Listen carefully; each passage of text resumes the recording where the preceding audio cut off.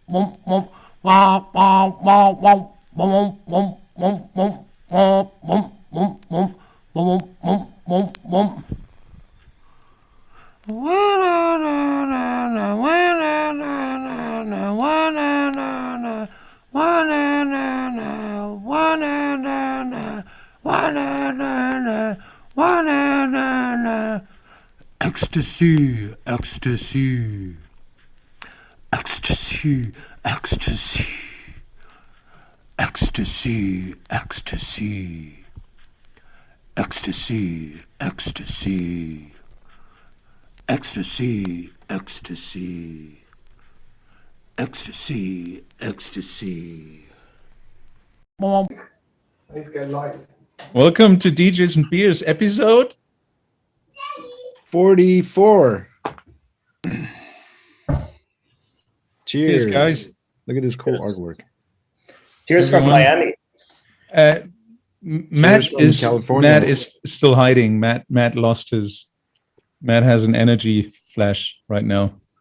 He's having what do you guys why don't we begin with David, because he's always drinking something interesting. So David, what are you drinking? So it's a funny beer name, but it's from Modern Times here in California, and the beer is called Bobcat Danger Scenario. I don't know what that means, but it's I can't say it right, like Chris. Berliner Weisse. Berliner Weisse. Berliner Weisse. Yeah, it's a typical. If I may just jump in, it's a typical Berlin kind of beer Actually, there's a certain type of beer that you either mix with raspberry syrup or with, I'm not sure how it's called in English, it's Waldmeister syrup. It's just this green kind of type of syrup. Interesting. And you just pour the beer and then you put the syrup in, and it's pretty sweet. So you have the can there. So what they do is they brew it with everything together. So this one has blackberries, raspberry, rhubarb, coconut, and vanilla. Wow. Sweet. And it's very tasty. What happened to our friend Mo? Chris, what does Hopfenweiser mean? Isn't that a kind of beer or something? Hefeweizen is Hefeweizen. It's called Hefeweizen. Yeah. It's a wheat Weizen beer is wheat beer basically, and Hefeweizen is Hefe is what do you call this again in English? What you bake cake with? What you need to bake bread with? yeast. Yeast. Yeast. Yeah, it's yeast. There's a certain type of yeast in the beer. I see. Chris, let me ask you something, because it's quite common here in the States with the Hefeweizen that people put a slice of orange. Is that a normal thing in Germany? You can do that, but what some people do, which I find disgusting, is they Or put banana juice in it.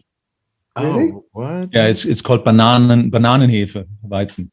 I know they brew those types of beers, but I've never had it. I've seen a banana version. Yeah, but you put maybe an slice of orange or a slice of lemon in it, but you do that with a crystal clear. There's two types of Hefeweizen. It's crystal, which is the crystal, the clear one, and the Hefeweizen, which is the more unfiltered one with the yeast in it. Yeah. Yeah. Those become quite popular in the summertime. Matt has his lights back. Yeah, I'm not sure what happened there. Everything just And went then we off. lost Mo. And now we don't have Mo. And we've lost Mo. Mo is actually on the show, guys, but somehow we've lost him. But He's I'm gone sure back he's to he's gonna come back. Guys, how has the week been? Back at the local How is level. everyone? How is everyone? Come on. Good. Chilling. Yeah. Good. Same old. Still COVID free. I think. Still didn't catch any viruses. No. Yeah. Sorry, I had a slight delay. The little There we Yeah. go. drop out. I'm drinking. I had lunch with a friend earlier, and the place that I had lunch at in Wynwood just happened to sell craft beer. So I'm drinking something from a brewery in Tampa. It's David, you're going to have to make sense of this. 0 IBU pale ale with Citra, Mosaic, and Zero. hops. 0 IBU. That's weird. 0 IBU pale. So IBU is international bitter units. So obviously the higher the number, the more bitter the beer will be. So like IPAs will have high IBUs. Did you say it was an IPA or a pale ale? It's a pale ale. Interesting. So yeah, That's good. I didn't know that probably about just like it. it's just like smooth and juicy, I'm assuming. It's smooth and juicy, like you say. In case anybody wonders, this is DJs and Beers. Mo, do you have a beer? Not yet. I'm working on that. You're not having a beer? Not right now. I'm still very local. I think beers or any type of alcohol need to be mandatory from now on DJs and Beers. Unless you're quitting alcohol, like Like me. me. All right, yeah, Mo, you're not drinking any alcohol in the next 2 weeks either because you are on a. I'm on a raw vegan diet. Oh, what? Yeah. I didn't know this. Raw vegan. That's so nothing That's cooked. That's hardcore, man. Oh, yeah. I couldn't do this. It's a bit of How a do you feel? well, if you want me to explain my actions before the show started, that's definitely a contribution to it. But no, man, it's been difficult. That's for sure. It's only been a couple days now, but it's already not been easy. So a friend of mine owns a vegan restaurant here in LA. They haven't been doing so good during the pandemic. So she started doing meal plans where she's preparing meals for people, like 3 meals a day. And she offered to give me food for 2 weeks for free if I would agree to do the plan. So I'm trying it out. Wow. Going in. If it's raw, there's nothing to prepare. No, well, I mean, It's all refrigerated. like, like for instance, today I had tacos with, it was like cauliflower and salsa and guacamole, which was all raw. So it's nothing's cooked, but it's like seasoned and put together into little packages. So yeah. What are the tortillas made from? I don't know. Something that doesn't have eggs or anything in it. Right. Yeah, Oh, I've never yeah. had. That's So what how many meals a day does it give you with the raw diet? Is it 3? Just 3 meals a day. Damn. And does it? Yeah. How does it like? Do you feel full? Probably not. No, never. And how many? I feel how like I many could days? eat 3 of those, which is supposed to be my 3 meals for the day. I feel like I could eat 3 in one sitting and still be hungry. Yeah. How many Oh. days are you in by now? 2. Oh yeah, I mean, I think after the 4th or 5th day, you will get accustomed to the portions. Yeah, like I was saying earlier, man, I never craved fried chicken more than I have in my life, like I did last night. I was pretty Did you hungry. cave? No, I didn't cave. Wait, we were talking about fried chicken yesterday. Yeah, no shit, because that's what I was talking about, man. I was going down my list of all favorite fried chicken places in LA. No wonder you were getting so hardcore about it. I was like, damn, Mo's really passionate about fried chicken today. Dude, I was on a good one, man. How long Yeah. you're doing this for 2 weeks, Mo? For 2 weeks, yeah. So just plug in the fried chicken day in your calendar and just kind of count down, and it's something to look forward to. Yeah. Just imagine what your body is going to do to you when you have that piece of fried chicken after not having anything for so long. You're going to pay for it for sure. Yeah, I mean, I've done vegetarian for 3 months. That was the longest I've done vegetarian, not vegan. I don't think I've done vegan for an extended period of time, but vegetarian wasn't that bad. But How are the chances that you're gonna do this to the end? Can we do bets or something like this? How do man, people do this? man, Lots you of gotta friends, wager. they do like a dry January or whatever, whether it's weight loss or limiting alcohol. Some goal-oriented group plan. See, my friend's wife is the person who's doing it, and my buddy, he is a hairstylist for Paul Mitchell. Like he's one of their people who design their courses or something like that. But he's also really into working out and physical activity. So he's kind of been both like, look, man, I want to stay on top of you on this. Make sure you stick to it. And I'm going to come over to the house every other day. We're going to go for a bike ride and we're going to, do some lift some weights and do some stuff. So he's driving me. So I think I'll be able to last through it for a while as long as he's behind my back. We'll see how long I'll last before I sneak something in and not tell anyone. Wow. His name Goldie. I don't know if you guys follow Goldie on Instagram. Yeah. He was doing recently like a juice cleanse that was, And he did like 12 days, didn't he, or something? He did a really he recommended people doing it for the first time to not do it in like 3 days. But I think it was like, very basic. It was like some sort of a sweetener that's good for you, lemon, cayenne, or some pepper, and water, boiling water. Or something. I love that everybody in the comments is saying the chicken's going to win. Yeah, we could start taking bets. It's fried chicken, man. Like fried chicken is really easy to make. Japanese so fried chicken. I mean, not Japanese fried chicken. It's very JFC. quick. I'll send you the recipe so you can make it on your first date back. I think we were talking about Japanese fried chicken last night. That's how it came up. I think we were talking about that. Harage. Then we started talking about fried chicken from all over the world, from every country. Yeah. But like I don't know, like some of the best fried chicken I've had was the Japanese fried chicken. Yeah, for sure. In my memory. Yeah, it's so good.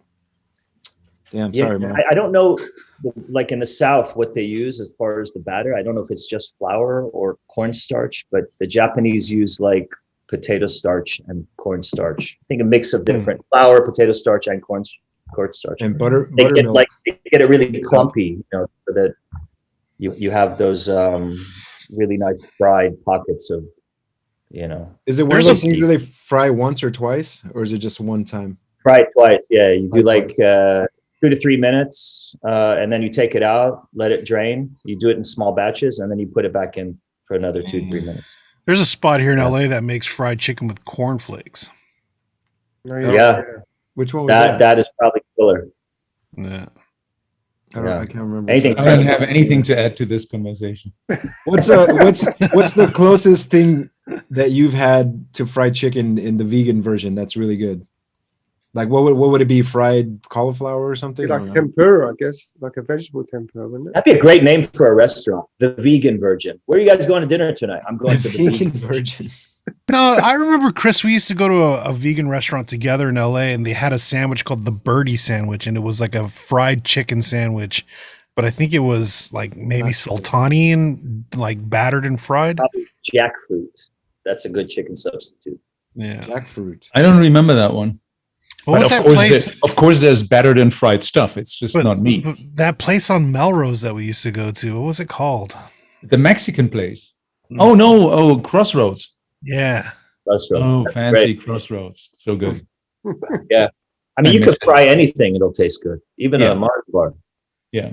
Oh man. Or an Oreo cookie. Oreo cookie. Fried brownies I've had one time.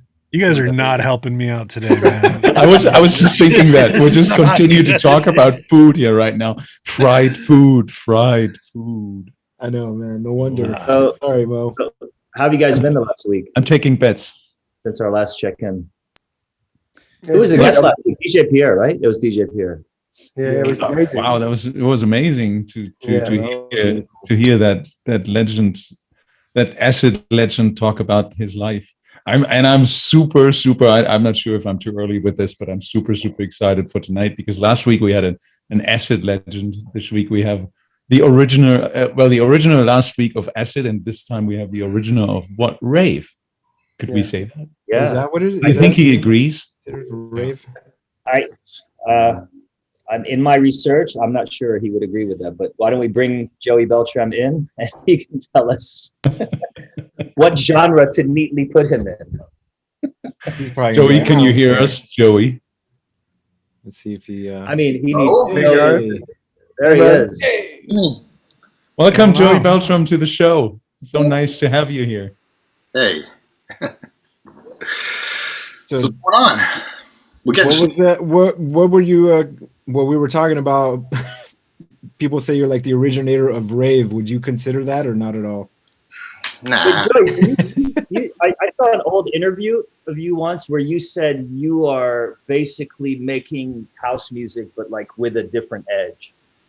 And is that how you've That was always? the original intention because when I grew up, when I started doing this, I was listening to Todd Terry. Tony Humphries was on the radio, and I was listening to him I think it was on Fridays and Saturday nights. I was listening to every night that he recording them, and I think in those early days, a lot of music was very tracky. So I started making tracks, and they kind of just, when techno started to kind of become a bigger genre, I kind of just fell into that because I kind of like the track sound more than making what house would become, like more vocals and things like that. But to dive right in, it's like, weren't you kind of the first person to really use that Hoover sound, the You're getting Roland right Alpha Junior sound? Yeah, that was Mentasm. So you are the rave originator. well, I think that came out of that record, but it wasn't like an intentional, like when I made that, it wasn't, the intention wasn't for what it eventually became, like this kind of early blueprint of, that rave kind of happy, whatever it became sound. It was just a cool idea that I me and a friend of mine, Mundo Music, worked on together. I mean, to me, Joey, you've always retained this sort of like mythical quality because our paths had never crossed and the music was so groundbreaking and influential to all of us. Were you intentionally trying to not, be in the limelight, so to speak, and just let your music speak for itself? Or was it just we weren't playing the same event? I mean, we did play some stuff together. I remember a couple of years ago we played in Detroit together too, at different times. But so we didn't get to link up. But we did play there. And I think we played in Malta too. Yeah. That might have been early on. That might have been when you were with a different name, when you were in the early '90s, and before Dubfire. Yeah, I was in Deep Dish. Yeah, but like everyone's always thought. I played with you as Deep Dish, I think, at least once or twice, like in Malta. I remember. I mean, it's been a long. I've been doing this for like 30 years, so I can't remember really. Like my memory was as far back as like maybe 4 or 5 years ago, and then it's all blurry after that. Yeah. Are you drinking anything right now? Are you a drinker? Yeah, with the theme, I got. What are you having there? Montauk is recommended. Cheers. Man. Yes. The alcohol would jog the memory over time. I think so. Yeah, I saw a Facebook post of yours where you just posted. I think it was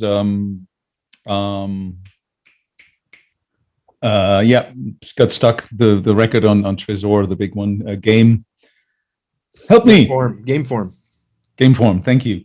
What? That's 30 years ago or 25 years ago? What? So long? That's crazy. 94, right? When I did that was on Places album. It came out in 94. 94, yeah. Yeah. So you were born and raised in Queens, right? Mm-hmm. Yeah. And you started DJing around the age of 13. That's what I've read because I actually did some research. Yeah. And how did you experience the beginning of the techno scene in the 90s in New York? I'm curious because I've experienced that in my area in Frankfurt. How was that in New York? It was kind of like an evolution of a lot of things. When I first started getting into DJing, it was more because I was into graffiti. I used to write graffiti when I was in high school, early high school or junior high school. And then that took me around the city because, I was trying to, hit all the lines around New York or whatever. So I'd end up in different boroughs. And at that time, the DJing thing was starting to like get big. It was more like hip hop, but like, I'd see all the flyers for the hip hop jams, like Jazzy J and Africa Mbata and Grandmaster Flash and all that stuff. I just see the flyers, and that enough. I still have them; they're hanging on my walls, of those early hip hop flyers. So I kind of, I don't know, just something about those days. That's what got me interested in all this, and so I started trying to do that, and then it kind of morphed. That became like electro, which became like club music, and then eventually became house music. I mean, for my evolution, and then house music into techno music by the late 80s, early 90s. And so, Well, that was early. You were really young still. Yeah, I was young. Probably too young, because even too young, I probably shouldn't have started producing for the 10 years that I did stuff in the 90s. I probably shouldn't have actually started till like 2000, because that's when I feel like I started to know what I was doing, but when you're 17, huh? Where were you going? Like, what were some of those landmark kind of New York clubs back in the day that you were going to like regularly? Well, I was too young when I was already DJing, but at that time I was probably getting, most of my influences through the radio, because we had a lot of mix shows. So I would hear the Latin Rascals and Tony Humphries and Timmy Regisford. And that was what I imagined was being played in all the clubs. And I started going to clubs probably like in 86 or 87, trying to sneak in with fake ID when I was able to look a little older. And I was listening to like Todd Terry stuff at that point. He was the king of New York probably in like 88, 89. And so that was a big influence. And me too. Todd, he was really tracky. It was amazing. He still is. When I say was, I don't mean like was and not now. Still now, he's great, and I love him as a person, and I love his music. But like, I didn't know him in the '80s, so I was just like hearing this music. It was just like this mystery. I was just getting the output, and I was just like, it was just the most amazing to me at the time. There was nothing better than that. Yeah. I mean, for all of us that heard all that Warlock stuff, like Royal House, and all that stuff in a club, it was just insane. The way you use samples, using the SP1200, the swing on everything, Everything was like it came out of nowhere, because it was like, there was like house music had a certain sound and everything, and then his sound came out and it was just revolutionary at the time. It was nothing like it, and all of a sudden everyone wanted to be what he was doing. Everyone, that's when he must have sold more SP1200s than anybody. Wow. Yeah, got him a check probably. Yeah, probably between him and Kenny Dove. Yeah, Kenny too. Yeah, absolutely. He rocked, maybe. So Joey, when did you first pick up any equipment, studio stuff? What year was that? Yeah, probably like last year of high school, 1988. Right, okay. I was still in high school because I went to school near a music store that we have here, a chain called Sam Ash. There was a Sam Ash right down the block from my school. So I would walk through there every day going home from school and look at the gear and kind of, try and see what I could probably try and get. Did you have friends who were making music, or was it just you? Yeah, that's when I met Mundo at that time. Yeah. He was one of the guys in the records and the music stores that was also eyeing up the gear, and I saw what he was, what he was digging, and we started talking, and we realized we wanted to do the same kind of music, Did you have any musical training before? No, not really. Just the DJ, the ear that you get as a DJ, you start to kind of pick up things, and that was it. And who else did you team up when in these early days in New York? Then there was Steve Stoll. What did you have? Did you do stuff with him too? Because I met all those guys later on, like in the '90s when everyone was already doing stuff. Right. I met Mundo was probably the only guy I met, like before, like when it was just something that I hope to do one day. So. And with Mundo, you were second phase. Yeah, we just did, I think, the one, maybe two records. Because he had his own thing. He was doing his own thing, and I was doing my own thing. But we were like, comparing notes with stuff as he would learn something, kind of show me, and I'd show him something I picked up. It was more him showing me stuff in those days, to be honest. He seemed to pick things up a little faster than I did. So you only teamed up like twice, and one of the outcomes was Mantasm? Like...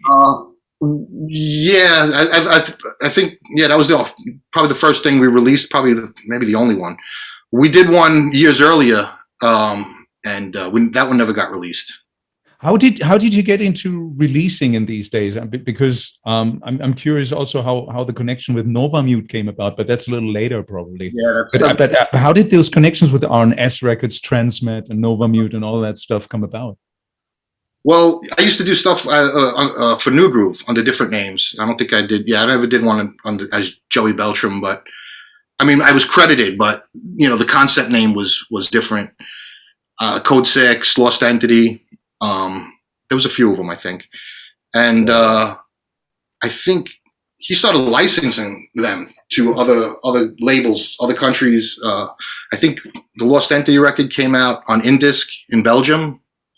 And I remember Frank Mendez, who owned New Groove, was saying, yeah, not selling that many of your stuff here in New York because everybody's just playing house here. But in Europe, they really like your stuff. And I'm getting a lot of interest from record labels over there.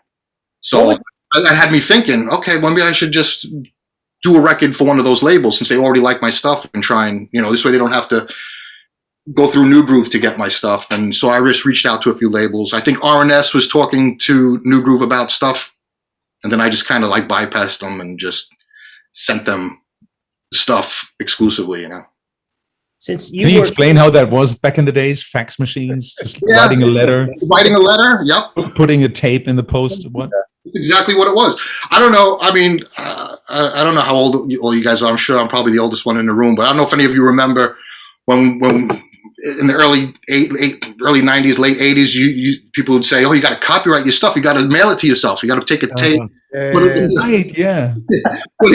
an envelope, and then you put a stamp on it, and you mail it to yourself. When you get it back, you don't open it. It's copyrighted. That's the only way. Otherwise, that's just steal your shit. That's how far back it goes." Wow.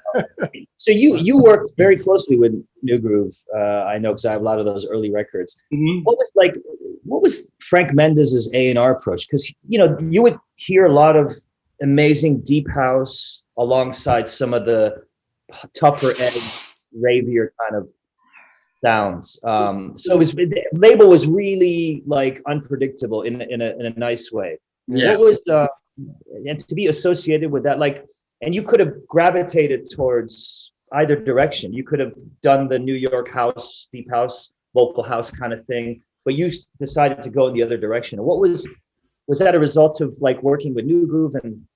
Yeah, I mean, I tried some of that, doing that deep house stuff. I did a few things. I did something on cutting early on in those days, but it wasn't really like, I like doing that because I like that stuff because I kind of grew up with some of that, that stuff, being around it. But yeah, it was more the heavier techno things that really excited me. So I kind of, jumped full on into that probably after like the first 2 years of producing. But it was Judy, Judy Russell, right? Yeah. She went later on. She worked for Strictly Rhythm after New Groove, but she was the one picking all the stuff that would go on New Groove, A&Ring everything. I think maybe Frank was responsible for some of the harder stuff, like the How and Little and stuff on there, because he kind of was able to dig, the more harder sounds, the more techno stuff. But it was Judy putting out maybe 80% of New Groove's releases, picking all the stuff. I still wonder, when you're in an environment where house is the dominating music genre in that time, why did you do different? Like, why did you go harder? What was in you? What was the driving force? I don't know. I like the energy of it. When I started playing some of those parties, I noticed those were different than all the other. I just like the energy of it, and also like house, especially back then, had a lot of rules. It was like a formula to it. And with techno, it was like anything. It could be any tempo. It could be any, at that time anyway. Everyone was still kind of experimenting about where they were trying to take it. Everyone was going in their own different directions, and I just kind of like that. And because I also didn't know what I wanted to produce from day to day either. It was maybe a track at 120, and then the next day a track at 135, and I didn't want to be limited into any formula style. And like what like producers that were influencing you back then, like for the harder stuff, or were there any, or is it just stuff in your head that you wanted to get out? I mean, what really gave me a good energy boost, was when I first went to Europe, and the first guys I met was, Derek May was there working with RNS. Derek May and Carl Craig were already there doing studios. They were occupying the studio, and they were like, yeah, you're the next one in. Because I did some things in their studio. So I immediately got to meet Derek May and Carl Craig. And then Cisco was still working there, the Advent. Yeah. He was working for us at the time. And everyone was in town. So like, I'm, I just turned 18 years old. I'm still, Cisco was producing CJ Bolland, right? Yeah, but Cisco also had some of his own stuff as some other names. The Project, I think it was called, there was a group called The Project, which initially was him. And I think he later on gave that to CJ to keep it going. But he did a bunch of different names. He did a lot of the early RNS records, going back to like, I think 87, I think he started working with RNS. Yeah. But he was there working, so I met him. And it was a record that he did at the time that, what was it called? Electrowave. You know the Electrowave on RNS? Mm. Which at the time, that blew my mind. And so I'm meeting the guy that did that, and I was just, that was inspiring. I'm meeting all these guys all of a sudden that I had their records, and they were all, from far away where I lived, and now I'm meeting them. And so that kind of, when you're 18, it's like amazing. It's like all of a sudden I just wanted to just bang out beats. And what was the reason you went over? Was there gigs to play, or was it just purely for producing? It was both. And where did you play for the first time in Europe then? The Roxy in Amsterdam was my first European gig. Yeah, Dimitri was the resident at the time. Yeah, I played with Derek that night. Derek May played also, and he played Energy Flash because I had just done it. We had a dub plate, and I was going to play it, and Derek, he was cool because he played it without ever hearing it. He was just like, oh yeah, you know what? Yeah, I was telling him I had a dub plate with me. I wanted to play it, and he was just like, "Give it to me, let me play it," because he was playing before me. So I just handed it to him. He just played it. He'd never heard it before. He just played it, and that's how it got signed. That's how it got put out on Transmat. Because then I played it in my set, and then after my set, he said, "Can I have that back?" He goes, I got a bunch of gigs in Europe. Let me play that." And then I played with him another gig like 2 weeks later in London at Rage Heaven. Do you know that place, Heaven? Yeah. Of course. I played with him like 2 weeks later. He still had the dub plate, and I was going to get it back. and he was like, "Look, I need to put this out." And then I was like, "Okay, I get this record's going to come out on Transmat and RNS." Wow. So That's that some was, techno history right here. time that was like, I could have just like retired right there, and I would have been happy. Where did you actually produce that record then? Was it in New York? Or I made that in New York. I was the only one because Renat had invited me to go to go use their studio. Right.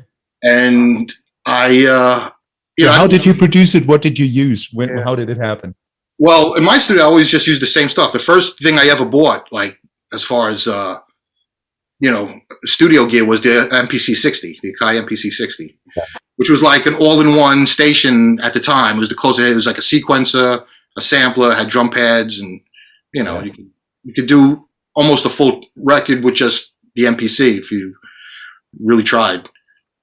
And I got that, a couple other keyboards later on. And so what did I used the Casio FC1 for the main line, giving out a whole lot of things are going to sound like Energy Flash now. People know what that synth was, but the Casio was like the first sampler that had filters in it. Like the Akai, the other one everyone was using at the time was the Akai S1000, I think, or the S950. Yeah. Before that, and it didn't have filters in it. You sampled it, and it just played the sample back the way you sampled it. But with the Casio, it had these little like synthesized, like these little filters in it, resonance and all the stuff you could add. So I would just experiment and just take a synth sound and put it through that, and then sample, resample it and use the filters on. You get a whole different sound. I made it like pressure sensitive. So that's how you got the wah wah woo, woo, woo, different tones. Wow. And then Who did the vocal, or where's the vocal from? The Ecstasy sample from something, probably. I think It's an incredibly musical track. I mean, the real inspiration for that track, I was trying to make something that made me feel like when I used to play Tyree Video Crash. Is it Video Crash? Acid Crash? Acid Crash. Yeah. On Rockin' House record? Rockin' House, yeah. Yeah. Has that same kind of groove. And I was playing that, and I was like, I want to try and like build on that kind of feel. And so the Energy Flash was that, an attempt at that. I'm trying to imagine being the first DJ that plays like Derek, like playing the dub plate. He didn't know what it was either. What a moment. That's great. I would never. Somebody just handed me something here, play this in the middle of your set. I'd be like, yeah, I'll play it like maybe after my set. But I don't know. Unless I was a producer, but he didn't really know me either, Yeah. It's one of those records that like the minute it comes on to this day, it resets the atmosphere, creates its own atmosphere. It's that powerful. And I'm trying to visualize that being played as a dub plate for the first time to people in the audience, and also for Derek hearing it for the first time, like what that must have felt like. And I mean, I don't know. It was amazing to me because Derek was playing it, and he was playing something that I had just made. So that was enough for me. So I probably was in my own little class. So it was the first time you heard it on a loud sound system. When you did the record and when you heard it on the sound system, were you kind of aware of how big this is? No. I thought it was just cool, but I didn't know it was going to be anything, I mean, I liked it, but I didn't think it was like, had staying power, I just Did you play it again that night, or you didn't? Yeah. So you took the dub plate back, played it, and then you gave the dub plate back to him. And he asked me if he could have it back to take, because he had more gigs to me on that trip. I only had like 2 or 3 gigs, and he was on a tour, So he was like, let me take this. I'm going to play it every night. I'm going to work your track. So I was like, yeah, absolutely. Take the dub plate. It's funny. We almost had a similar story with DJ Pierre last week when was Larry Hurt was playing it, right? No, Ron Hardy. Ron Hardy was playing it. Yeah. Wow. And they played it 3 times or 4 times that night. Yeah, but he said he held on to that record for like 2 years, or the tape for 2 years before he released it. Wow. Yeah. Because he wanted to play it. Wow, these are techno history moments. So Joey, which label released it first? Which was it Transmat or RNS, or was it the same time? It was close to the same time. It was about a month apart, but it was RNS first. It came out on RNS. I think it's September of 1990, and then like in October, it came out on Transmat. Okay.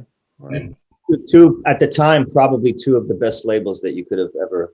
they were my 2 favorite labels at the time. Yeah, my two, like that was like on my wish list, and they'd have to bang that out both, you know. Yeah, and you're this came out in what 1991, and you're 20.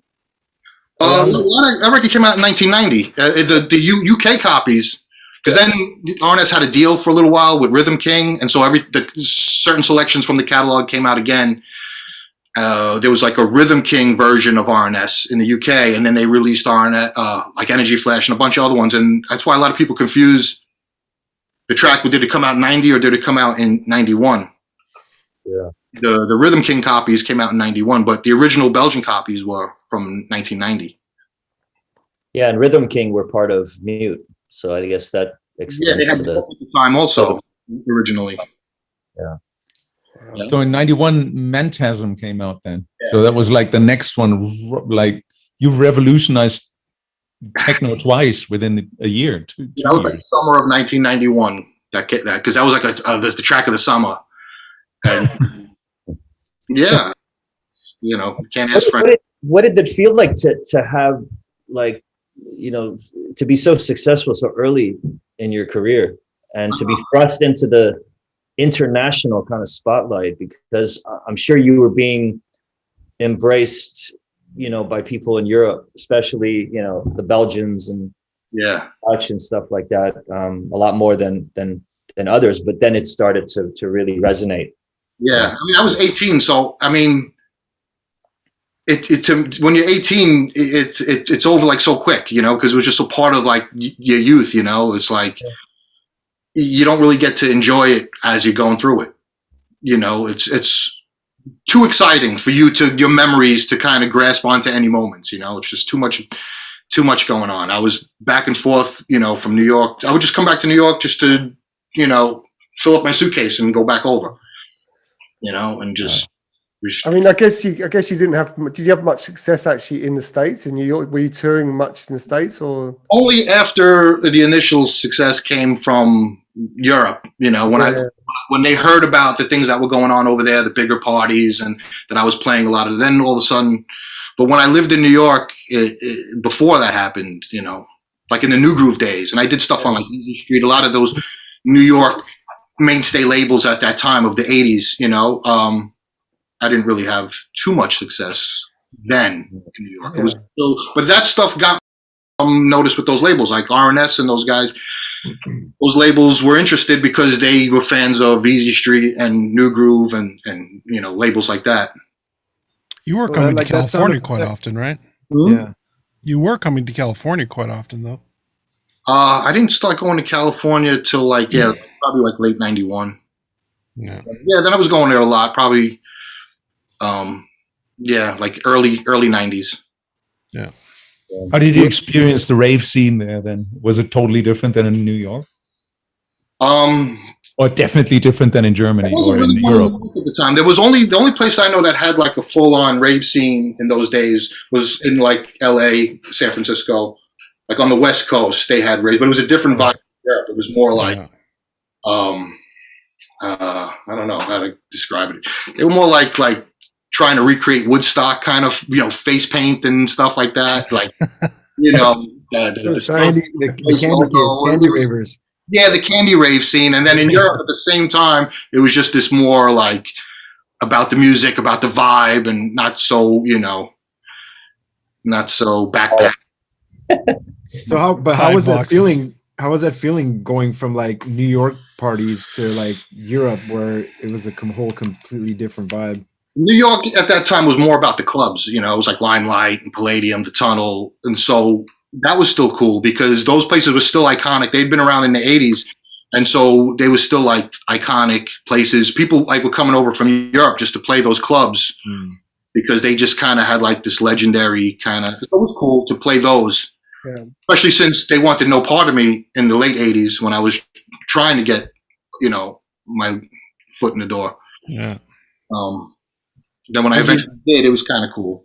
Was it because your music was too hard for New York, or just? I think it's just politics. The kid from Queens. I wasn't part of a clique or anything like that. I wasn't anybody's protege. I was just trying to do my thing, and so everybody was protective of their spots. So Were there any other DJs and producers coming up in Queens that are like pretty well known now? At the time, I mean, there were guys that would, doing it then that probably should have went on to bigger things, like How and Little. I at the time had a lot of good stuff. Who else? Hey, we had Lenny D on the show not too long ago. We're gonna have Frank next month. When did you guys and Adam X and stuff, Damon Wild, did you guys like form, a bond over your love of like the harder edged styles at the time, or was everybody kind of still doing their own thing? Was there a competition and friendly rivalry, or not so friendly? Yeah, there was some rivalries later on, and not so friendly rivalries. But like Damon was always, a good, I was always good friends with him, and we did some stuff together, later on, like 93, 94, when he started Sine Wave. But yeah, before that, he was doing a label EX. Yeah. I think that's when me and him first started working together, whatever year that was. Yeah, I mean, everybody was just kind of, I'd say for the most part, everyone's trying to do their own thing, I think. I'm still trying to get my head around like that. You were so young, having so much success, and been traveling, like coming out of Queens and then travel to Europe with all these different like cultural backgrounds. I mean, you're in Belgium, it's totally different than Germany, totally different than England. Like that must have been, was that, did you feel at that moment this is the beginning of something really big, the electronic music scene, or did you really think like, next year that is all over, like they're having their fun and everything is done? So like the first 3-4 years of me doing this, I always felt like I came on too late. Because I was buying records. And I always thought the heyday was like the Dietary. That was the peak, like if I could have been doing stuff in 87, 88, when Todd was, like that was the era. And also like, the Trax Records era, with like, Marshall Jefferson, Move Your Body, and all that. I felt like that was the peak at the time. And that was because that's what excited me about, listening to the Tony Humphries radio shows. I felt like that was the new thing, because in 84, I never heard of house. I never heard of anything from Marshall Jefferson or, Adonis or any of that music. And then all of a sudden in 85, that stuff was like everywhere. It was like Tony was playing that stuff on the radio, and it was the most exciting thing. And I felt like, that was the last exciting new thing to happen. So when I started, I felt like it would have been cool to start then and put stuff out, that I was coming late now, that everything that was original and new had already been done. Like, little did I know, it was like the beginning of something. When did you play at Rage, Joe? Because I mean, that was like that club became the blueprint for like jungle and then drum and bass. I mean, that club and that scene with Colin Dale and Colin Faber, that completely generated a new genre of music.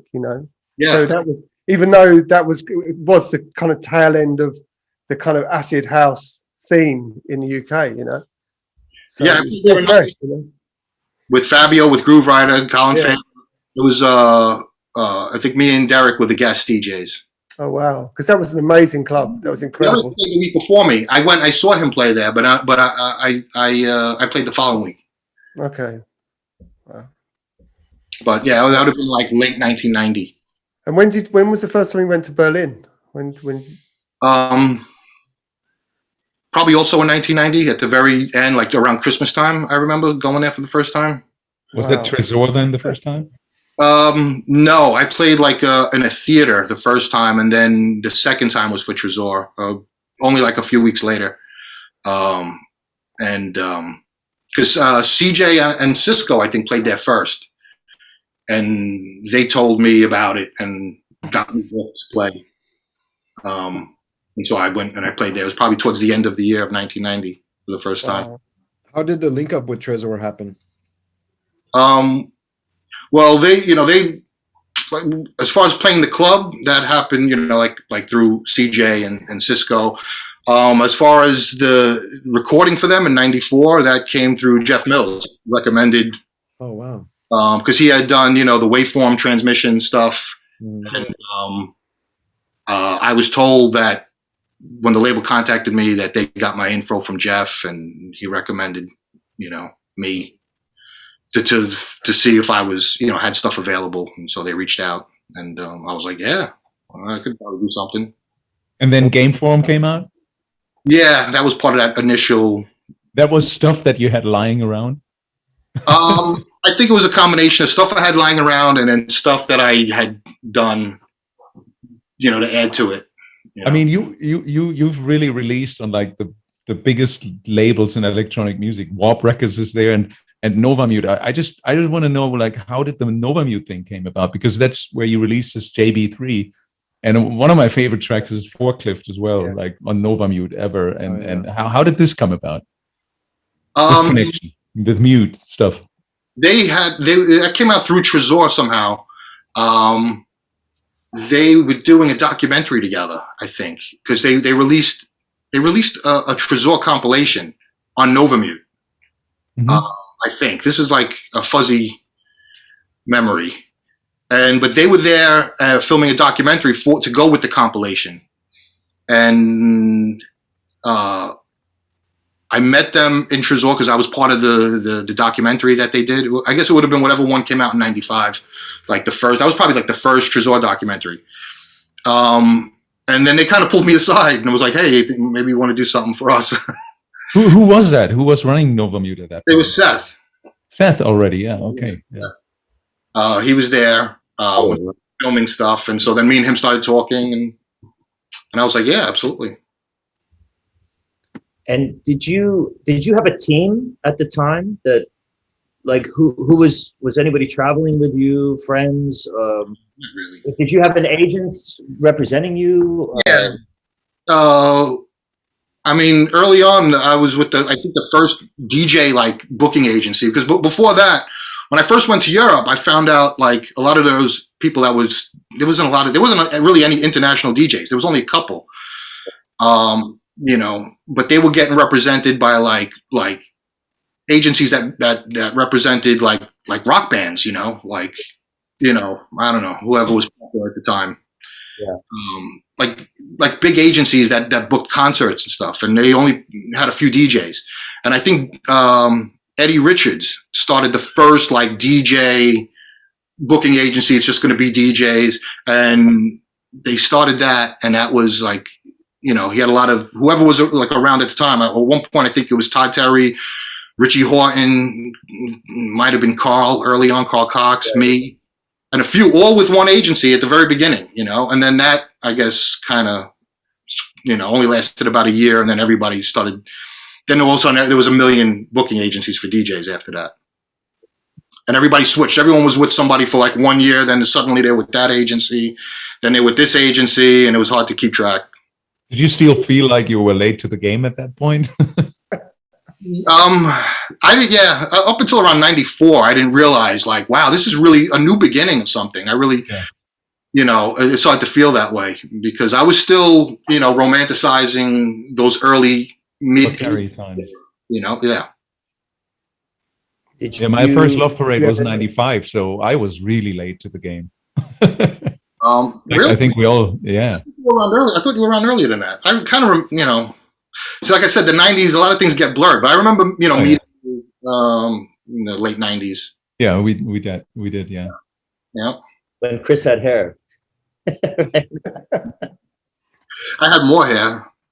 Did you guys meet at Love Parade or somewhere else? I think at a gig, maybe it was at the Shelter in New York, right? Or whatever it was called that week. There was a time when, it was a different name club for different days of the week. So, but it was. Yeah, that must have been around 97, 98, 99, around that time. Yeah. Yeah. So, wow. Interesting time. You remember that meeting? Like, because I'm sure. I definitely remember meeting Joey, but I'm not sure if that was this meeting. I don't know, but I did spend quite some time in Chicago and in New York in the 97, 98, 99. Yeah, that sounds about right. When I was chasing Oliver Chesler as well in 99. Yeah. Because I really wanted to remix his Horrorist record One Night in New York City. Yeah. So I remember I spent a week in New York just trying to find him. It was just basically before there was internet and Google Maps. Yeah. You weren't sending faxes trying to find him. Yeah. And so Beltram Volume 1 gets released on RNS, and like everyone is after you now, wanting you to produce stuff for their label, right? Pretty much. And they want you to repeat the same formula, right? The same magic formula as you did for a lot of those early. They probably did, I guess. That wasn't like, requested, like do something just like Energy Flash, but I'm sure that's probably what they were hoping. Wow. Do you ever get tired of playing Energy Flash? There was a while I didn't play it. I stopped playing it, I'd say, like in the very late 90s, and didn't play it that often in the early 2000s. And then I did another version for myself to play out that just sounded a little more modern, so I could, it didn't sound like something dated coming in when I would play new stuff. I could play it alongside new stuff, and then I started playing that one out again, and that's the one I kind of play out now. But Have you ever released that one? No, it's just more like a re-edit, but it's got more, I don't know, Modern. It just, I don't know, it just sounds a little more modern to me in a mix. I don't think I've never really thought of Energy Flash as not sounding modern anymore. It's always sounded quite timeless to me. Yeah, I just got bored of playing that original version. I just was like, I'm going to play it, because people kept asking me to play it. So I was like, I would always like bring it in for a minute and then just go out of it. But then I was like, if I'm going to get asked to play this, and I'm going to kind of just do something that makes me more excited to play it. So I would press something I've a million times on my phone. Yeah, I think isn't that interesting? Sorry, Ali, go on. I was going to say it's like that with all of us. If there's certain things that we're that's our calling card that we're known for. Obviously we've made it, so we spent a great deal of time, working on it in the studio, and the last thing you want to do is play it. But yeah. Yep. It's like I Yeah, but imagine isn't it like Jeff Mills with the Bells. Like he's probably sick of playing that record, and everyone they need to hear him play it. Well, I don't know, man. He plays it in every set still. So, But does that mean he enjoys it? I don't know. But I think he switched it up a little bit too. I think he made a version that's for him to play out to make it sound. Because every time I hear him play it, it doesn't sound like he's playing the original first vinyl release version. Yeah, it's possible. So I also did it with Spasm too. I did a version with a longer intro, just for me to play out. So again, when I get asked to play it, I actually made my own edit of that track too, to have the longer intro, so I can mix it in better. I did too. I do have that. Yeah. I wish I We all have edits of Energy Flash, by the way. Yeah. and Forklift as well. And Forklift, yeah. Oh, wow. Wow. Joey, how were you doing long sets or short sets around that time? And what do you prefer? You prefer like the? I mean, 2 hours sounds good. I know people, do 7-10 hour sets, and that'd be fun too. That was never your thing. Like I didn't. It was harder to do that for me in the '90s because I was bringing boxes of records, and you don't really. I a few times I brought like 2 boxes with me, and that was like too much to lug from airport to airport. And then you got to stress when you get off your plane and you see the crowd go around, and you're like, they unloaded the whole plane, and it's like everyone's gone. It's like, where's my records? yeah. Your heart would sink, and then finally you see them come through, and you're like, all right, I'm going to be able to play tonight. So, 2 boxes, but I usually like to bring just 1 big box with me everywhere, and that was it. And then sometimes later on, like I'd say from like the mid 90s on, it became like a record bag. I'd fill a record bag. I was like, I could get an hour and a half with this record bag, Yeah, I don't think the vinyl enthusiasts realize what that feeling was like, waiting for your records and not knowing whether they were going to show. Mm-hmm. And sometimes it was like the first gig of the tour, of the whole tour, and you're away for 2 weeks or something like that, and it doesn't show up, and you spend the rest of the tour trying to, Yeah, what would you guys do back then? Just go shopping or borrow somebody's record? Well, you definitely had local record shops which you would hit, and you hope you could just take out some stuff that would last you for the night. Exactly it. Yeah. How many But- record bags have you ever lost in your time, Joey? They've always eventually turned up. There was somewhere they weren't on the flight with me because, you know, DJs in those days, I'm sure most of you have just made it for your flight.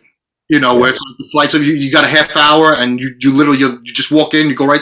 And the bags need time. You could make it to the plane in a half hour, but your bag's got to go through a whole chain of things underneath the airport. So it's like, oh, I'd be on the plane. I'd be like, I just made it. Oh, okay. Woo. In and out. Through the whole airport in 15 minutes. And then, of course, you'd be surprised when you land and you're like, well, where's my bags? And then you'd go to the baggage desk and they'd be like, you're just coming on the next plane. When's the next plane? Oh, you know, could be the next day. It could be 6 hours later. That was probably the worst. But would eventually, I'd be reunited with my bag at some point. And go ahead, David. No, it's the worst moments. I just wanted to say that. I'm sure everyone. And it's so funny because all the vinyl enthusiasts of today, you know, that they're coming new into the game and they're all like, oh, vinyl is the thing. It's like they have not had that moment where you're standing at that stupid luggage belt and it's just like there's less and less people, and suddenly you're the last one, and then the luggage belt stops rotating and you're like, oh. Yeah, I think that when I know a lot of DJs, including myself, it was one time too many that your favorite records went missing and you never got it back again, that you decided to make the switch to, you know, what was the CDJ, the early CDJs. I mean, initially there was like a bridging point between like Serato with the Serato vinyl. You know, I was doing that for like 2 years, but then it was like setting up was like kind of a pain all the time, and you had to really pay attention to the booth with the some booths just had too much vibration to get anything to sound good, and you know, I still use it. I still use it around here, like because I got a lot of records, but I don't like to play them. I like to kind of, you know, I'll play them from Serato so I could beat on it. I can scratch because the records I have now, the collection, I won't scratch with them or like I want to keep them all pristine, and because now I'm like more of a collector with it. Yeah. So I really baby my records. But Serato's great because you can still play records and scratch and just beat them up, and you're just beating up the control record. And do you rip a lot of your stuff from vinyl, or?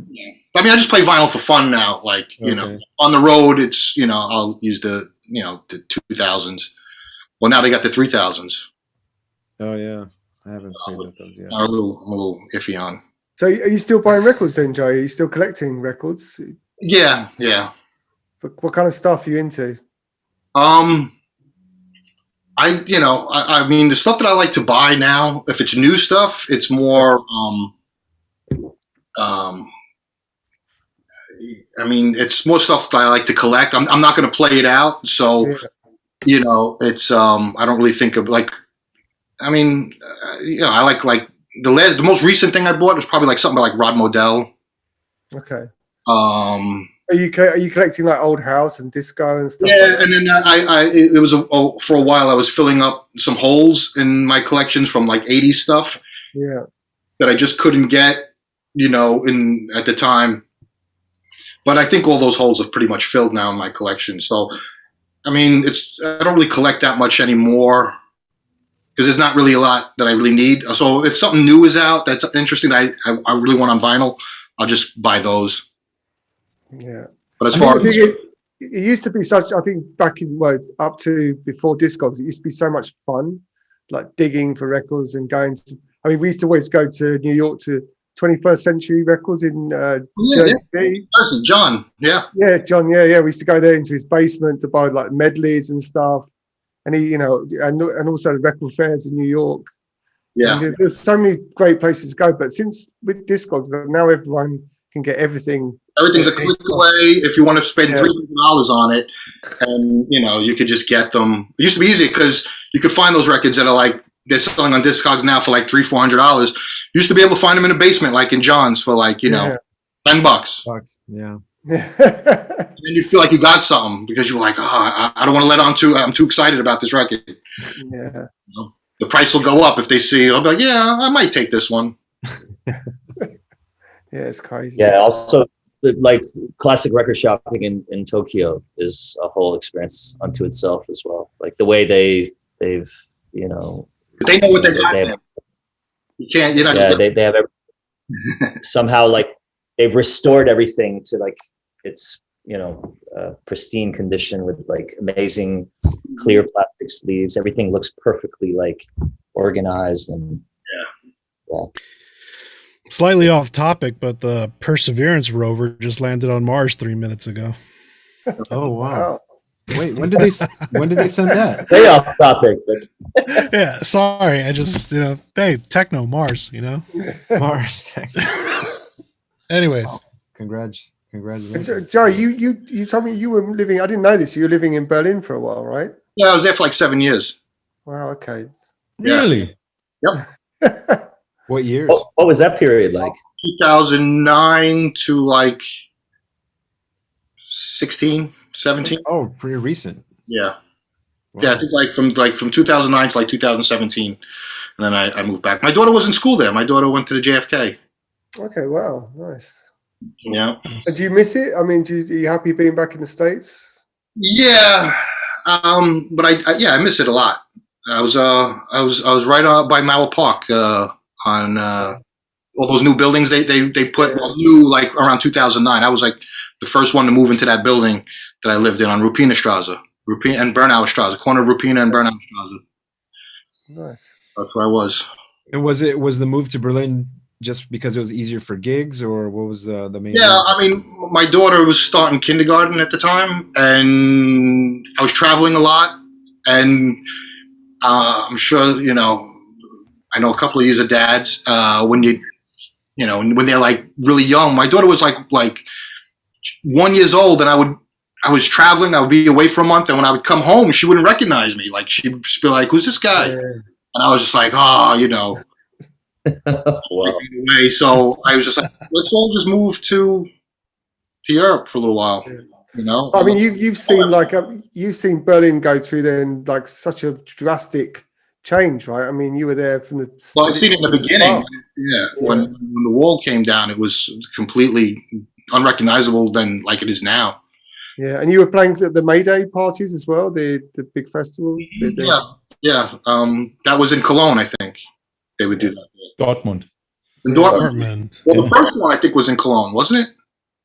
Well, I think the first one was in the Weissenseehalle in Berlin, and then they moved it to.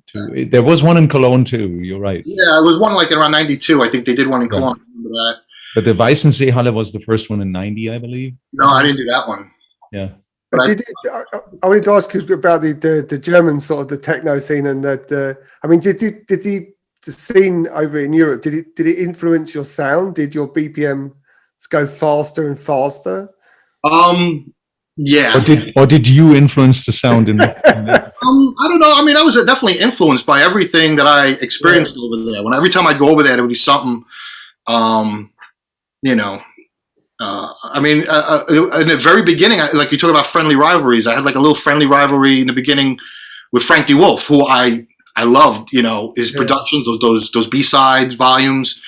I'd go over his studio and he would play me all the stuff that he just did that hadn't been released. And I was like, I'd sit there so jealous of all because it just sounded so amazing to me. I would just be like, and it made me want to up my game because I was like, all right, I got to go back. I know now where the bar is just set because he just said it right here. Yeah. He'd play me shit and I'd be like, that's going to blow everyone away when it comes out. So I got to go back home now and with that in mind and have my answer to that, So yeah, he had some really good shit back then. You really seem to be under the radar a little bit. Like when I didn't even know that you were living in Berlin that long. Like, weren't you like going for like some sort of like residency in Berlin at that point, or were you having no? No, I was just my booking agents were there at the time, and Berlin's a good central because everything is like a 1 hour, 1.5 hour flight all across Europe. I could be in Spain in an hour or 2 hours. In London, wherever. So it was good because it was a short distance, whereas before that, all of the 90s and early 2000s, everything was a 7-8 hour flight there and back all the time. And I was doing that almost every. But what I meant was, while you were there, didn't you have a residency for Tresor or whatever? No, because I wasn't really working with them anymore. I worked with them a lot in the 90s, but, I would play for them maybe twice a year the whole time I was there. Maybe just do like 2 bookings a year there for them. How did you experience the Berlin club scene in around that time? Did you go out to clubs at all, or did you just? Yeah, like I played, the Berghain a couple of times while I was there, and I always felt like I spent a lot of time in Berlin anyway. In the '90s, and because once I started working with like Trezor, and I would spend a lot of time there, even. Treat it like as a base when I'd be on tour. If I was going to be away for a month, I would always travel from Berlin. I would just stay there for the whole month and then just book it out from Berlin. So it kind of started to feel like a second home almost before I even moved there. That's what David and Mo been doing, right? Before the pandemic. Yeah, Pretty much. It's a great spot to set up a little base. I might do it again at some point, like when this is all over, Yeah, like you said, it's really easy to get around from there. Like if you just set your home base in Berlin, you can fly to every country within an hour, hour and a half, and just be quick. But now that Teagle's gone, I think it's going to be a little bit more. Yeah, I was going to say it's gone now, right? The Teagle is closed. Yeah. So that was like such an easy airport to get to and to get out of. And the last amazing, easy, accessible airport in the world is gone. Yeah. It's also an airport that everybody complained about too, and it was there. I can never complain about it. Never. Well, it sucked if you had to hang out there because like there's nothing. Yeah. Like if you could arrive 30 minutes. Way worse back outside. What do you mean nothing? There's the Red Baron, man, upstairs. Around that, like in a circle, you just end up back. Around, and then you're like in a circle. You're like, oh, I'm back by gate 9, but I didn't see anything I wanted to eat, so I'm going to walk again. Yeah, you do another one and do another loop. I used to do that all the time. Pass that Burger King like 5 times. I always hit the Burger King every time. I'm just gonna have Burger King. Walk around. I'm like, all right, I guess it's just Burger King. Burger King, and that stupid traffic jam right before the last crossing, where you always ended up getting stuck, and you always like, my flight's leaving in 20 minutes. You guys obviously missed the Red Baron restaurant on the second floor. Dude, I'm trying to think. I don't even think I've ever been there. It's right above the Burger King. It's a German restaurant. It's terrible. Pat, have you traveled at all from the new airport, Brandenburg? Right? No, I haven't actually. No, the last flight I did was from Schönefeld, and that was in August, something like that. Yeah, so. I mean, I used to fly out of, because it was just small flights, but, I remember when Tempelhof was open. Yeah, that was amazing. You felt like it was in like sort of Casablanca or something. It was so weird. Yeah, great. And you can just jump straight into the tube. When did that airport stop operating? I think it was like 2009, something like that. Oh, wow. I thought it even It was amazing. It was such a good airport. I mean, now we're down to just going to have one airport, which is kind of like a disaster in itself, because if something happens there, then that's it. How old was Tegel Airport? It's one of the oldest airports in the world, isn't it? Or? Was that like around the early 90s when you were doing gigs, Joey? You mean Tegel Airport? Yeah. That was already there in this right after like the Second World War. Yeah, it looks like it was probably. I mean, the design hadn't changed. It looked like it was designed like in the 50s or something. Yeah. I don't think it was meant to be like the main airport. I think it was like a temporary airport or something, but it ended up. That would make sense. Yeah. But it's funny how Berlin at one point had like 4 airports? Or is it 4 or 3? Oh, 3. Wow. Tegel came up in 1948. Oh shit! Okay. But Joey, what was your last show before the lockdown? Huh? What was your last show like before? Mexico City. It was the week back, because I remember I was having a little. That was when all the signs were coming up, like if you've been traveled through China, go in this line. Don't go in with everyone. Like they just put that up as I was coming back in. Wow. And I was like, I also remember feeling like, oh, this will only be like this for like a week or two, and they're gonna get it all straightened out. So, how did the pandemic hit or affect you, and how are you dealing with it so far? Yeah, I mean, it sucks. I mean, Yep. I mean, I also it turns out that I had it, and I didn't know. I was like probably one of the first people that have it, because originally they said everybody, like February it started in the States, the first cases or whatever. I was really sick in December, really, really sick. And I just thought I had a bad flu. And then it turns out they pushed the timeline back it would have been in the fall of 2019, which would have put me. And then I didn't even know until sometime later, I didn't have, smell or taste. Everything tasted bad. And I'm eating and I didn't know why. And I didn't mention it to him. And then I heard someone else talking about, their COVID symptoms that they had afterwards, whatever the effects were, was loss of taste and smell. So then, I went to the doctor and figured out that, that's what I had when I was sick. Cause that was the last time I was sick. So either I didn't have any symptoms or that was it when I was sick in December. So I had it before anybody even knew. And I was from traveling cause I had just come back from New Year's Eve playing I was in Europe. I was in Dortmund and Berlin on New Year's Eve. Yeah. So I was on that trip on the way home. I think I got on the plane. And I came home within that week. I was just, I was like one of the worst weeks. Couldn't get off the couch.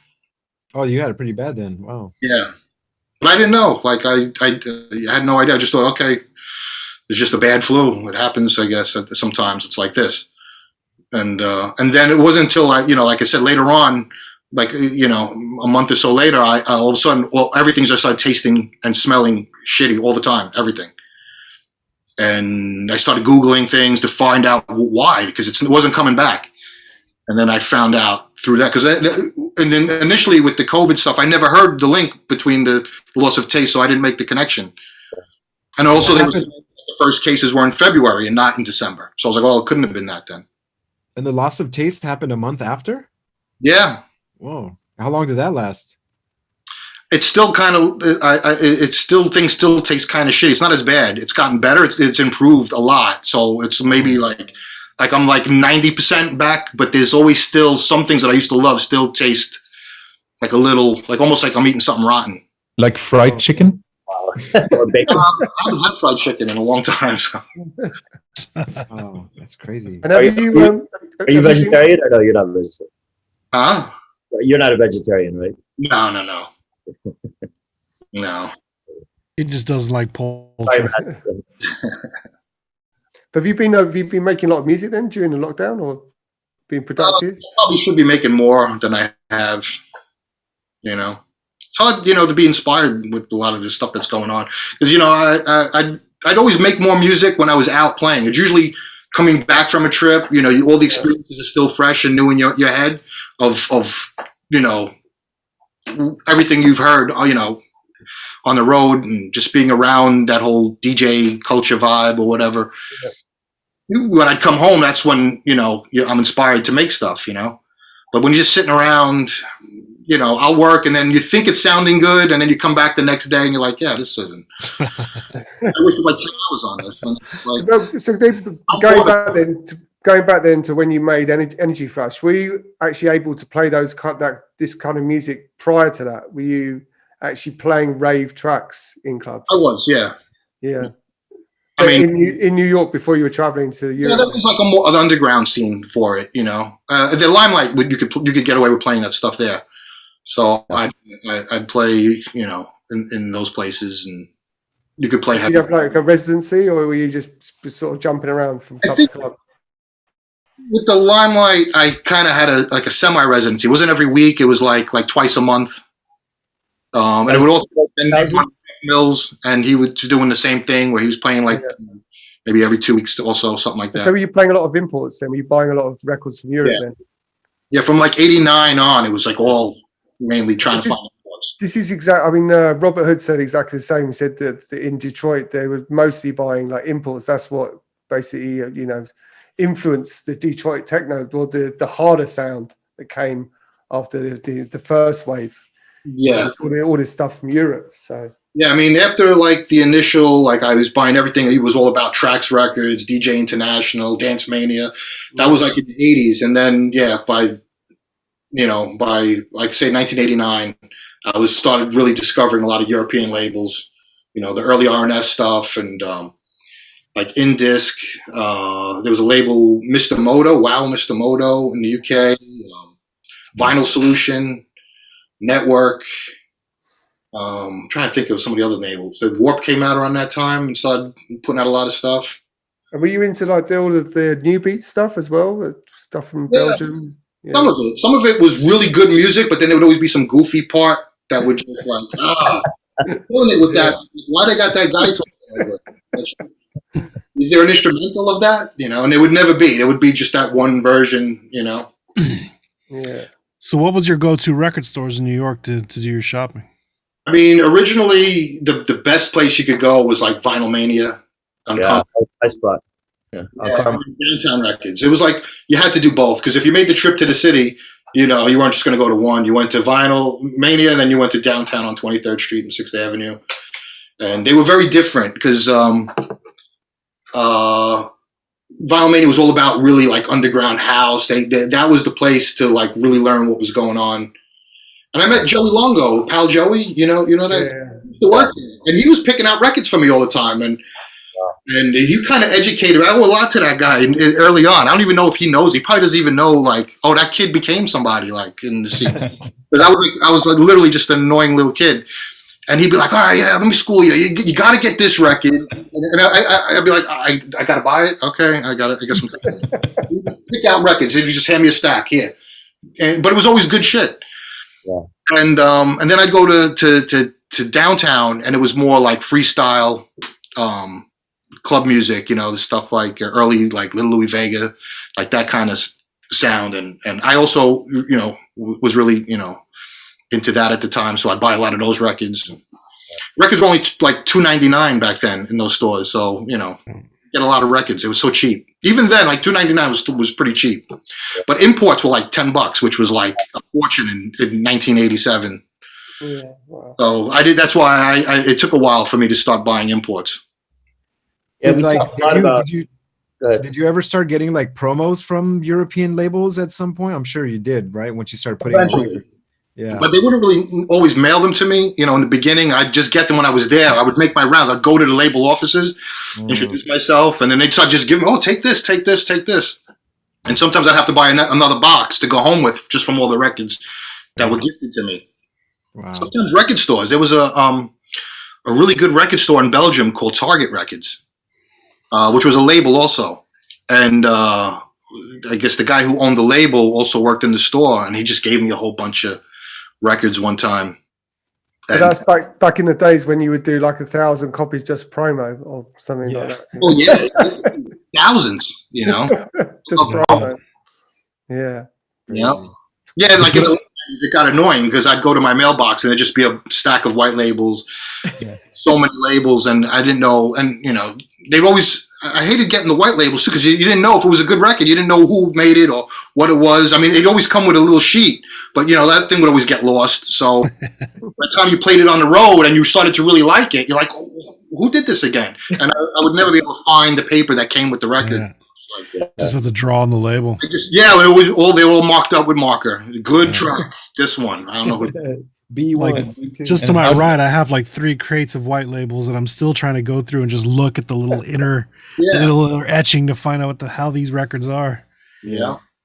There's a lot of faxing of DJ feedbacks around that time, so I remember. Yeah. Hours and hours on a fax machine and writing. Yeah. You want to keep getting the promos, you know.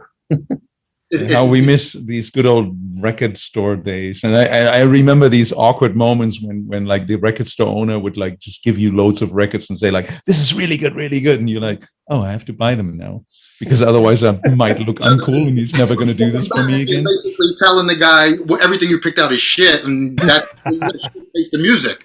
So that's like, you're like spitting on the guy. So he's like, I'm going to buy this one now. Fuck. That was the thing that I loved about WMC and Winter Music Conference in the early years was just going there just to collect white labels from so many people. Yeah, totally. Yeah, that was probably one of the most exciting parts for me. Free records. No, but we talked often on this show about the fact that like back then there was so much curating going on. Like you walk into a record store, somebody would have, you know, they would know like from you coming in all the time, they would know like what you're gravitating towards. And then they would also try to turn you on to the things that they think you should like, you know.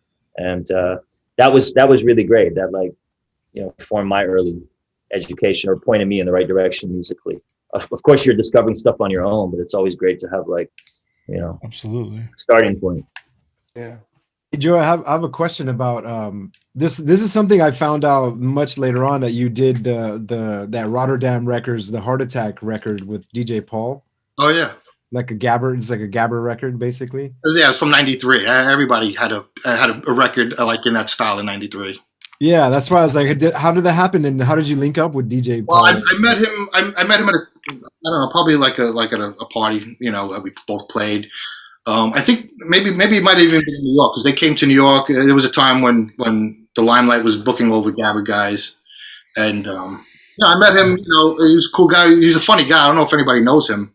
I've never met him, but I know who he is. He's like a funny guy, and everyone was playing that heavy, you know, 150 BPM stuff at that. For that 1 year, it was like, you know, yeah. So I met him, and we met up in Amsterdam. Well, no, he's from Rotterdam. Rotterdam. And you know, we went in his studio. We did the whole record in one day, just like, you know, in his basement studio. Is it you on the vocal saying, "Hey, Bonehead"? I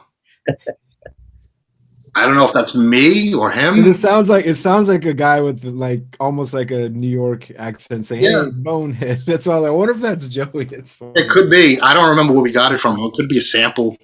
Okay. Maybe I said it. I don't remember. All right. I just remember we just thought it was kind of funny, and just. It just I just Rob never G. never put the two together back in the day, because I remember hearing that record like a long time ago. Then not until later on, because of Discogs, you know, you can see who makes everything. I was Yeah. like, what the hell is this, Joey Beltram? Damn, that's crazy. Yeah, that was like '93. Maybe we might even did it in like '92, and it came out in '93. But yeah, I think it was released in '93. Pretty sure. Did you ever play like that kind of stuff at all? Maybe, you At know, some like, point?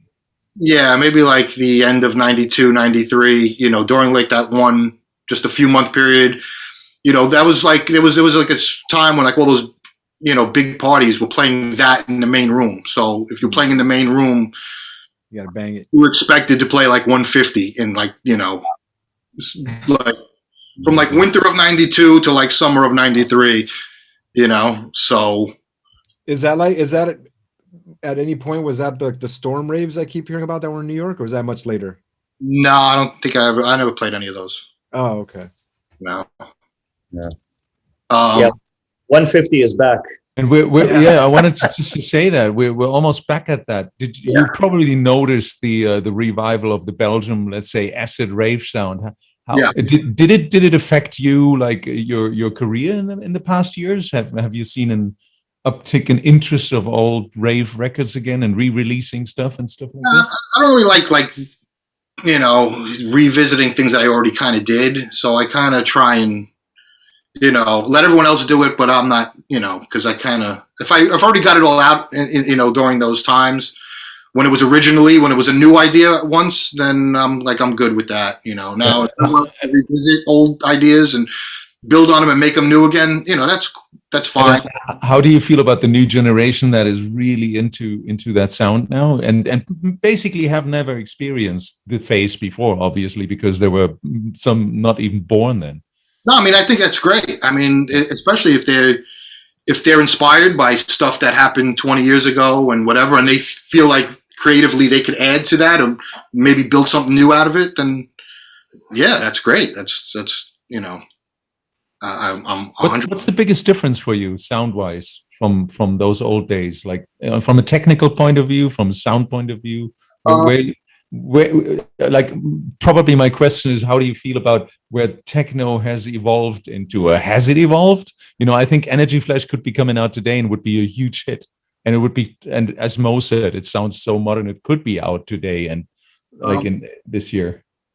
I mean, the technology is probably, you know, being so accessible, you know, like going back to, you know, like when I first started, you know, I had to go in all the music stores and you had to ask a lot of questions, and it was frustrating because, you know, I used to go to that Sam Ash by my school and I would walk there, you know, on the way home, and you go in, you talk to the salespeople. Everyone there was more geared like towards rock. Like, you know, everyone who worked in there was like their musical ambitions were like to become a rock drummer in a band, and these are the people I'm asking about how to make what Todd Terry's doing, and they didn't know what to tell me.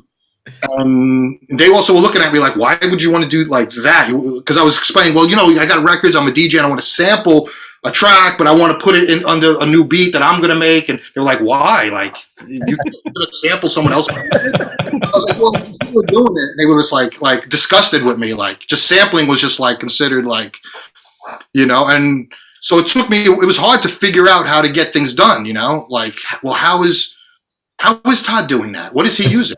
And samplers didn't even have filters. Yeah, but now everybody with a computer is a producer. Everyone knows how everything is done. There's no mystery. If I hear an effect, I'm like, oh, I know he's using this effect, this synth, and so all the mystery is gone because I already could reconstruct the track that I'm hearing in my head, and I know where every little effect is going and what they're using. So But what's the upside for that? I don't know if there is an upside, but I mean, it's good because you're hearing a lot more music. Like there's more music being produced than there ever was before. But everyone's a producer. Everyone's got Logic or Ableton, and everyone's able to make. Guys that have been doing it for just a few months could make a pretty decent sounding track, with very little, musical. You don't even have to have know what you're really doing. You could just. How long did it take you then, Joe, from when you first picked up the equipment from this store to actually putting out a record or being credited on a record? Or 20 years. No. I mean, I probably was releasing things before I should have released them. There's a few things I should have self-edited a little more, I think, in those early days, and not. Are we talking like 6 months from when you first picked up gear, or? I mean, yeah, I started buying gear, like I said, in like 87, 88. Yeah. And I released like my first actual thing probably in like 88 or 89. I released my first tracks. So probably like 3 years before I actually put a release out. But then, I mean, there were times where once I had the connection, and that was probably only because I didn't have any connection to a label. Like I thought I did something that was decent, but I didn't have any way to put it out or get it out. So it just sat. And then by the time, I was able to release things on, notable labels, I was doing newer stuff, but maybe that stuff might not have been ready. But like when you're 17, you think everything, like I just made this track today, it should be a record. Why not put it out? It's great. Maybe I should have probably sat on something a little bit. Were you buying gear then on the road, or did your studio change over the years in the early 90s? Yeah, especially going in the early 90s too. So every time I'd move, the studio would change. When I'd reconfigure it in the next place, everything would be a little different, And were you renting studios? Were you going into other people's studios? No, we did things in my place. The only time I ever did anything in a different studio, for the most part, was when that time I went to RNS, and maybe what you mentioned before, the Heart Attack collab or whatever. But for the most part, everything was just me in my little studio space. And you mix everything yourself, and then you send it off to be mastered. Wow, okay. Yeah. Yeah, because like the early records, I think, for being such for a young producer, I think the record sounded really, really great. Like you can usually tell if it was a Joey Beltram cut at some point. That might have been the way the 909 drums sound, and at the time that might have been my best talent. Like as far as everything else that I did was, I could mix stuff really well. The DJ ear, because I played out so much. I knew where everything had to sit better in the mix. I might not have had a lot of good stuff to work with, maybe some of the tracks were a little primitive, but I knew how to mix them nice. And I did a lot of like pre-mastering just in case, because a lot of the mastering guys would just get it ready for the vinyl, but not really do anything to make it sound better. So you still end up with a pretty primitive. So I would try and get it as dialed in as much as possible before I got it mastered. What were you mixing on back then? It was like a Mackie mixer? When they came out, but before that, I had a Tascam mixer. That was probably the first mixer I had. Energy Flash was on a little Tascam. I forget which model. because Energy Flash sounds huge. You know, Yeah. Little beige. And it was also because I had good monitors. I had these Electro Voice monitors that I used that I really liked. And then, well, maybe I had the Tannoys by then. Then I moved to Tannoys. All through the 90s, it was these Tannoy System 10 monitors.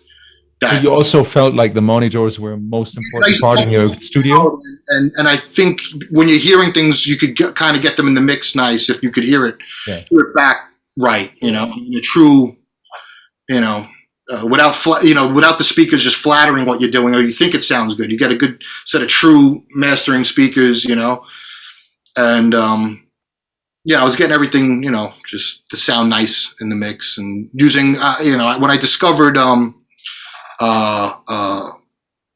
do you call it? Compressors. That helped a lot early on,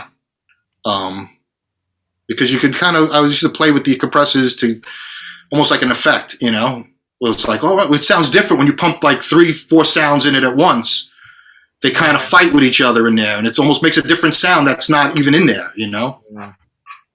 And do you still have a lot of your gear like from back in the day? I got rid of a lot of stuff. I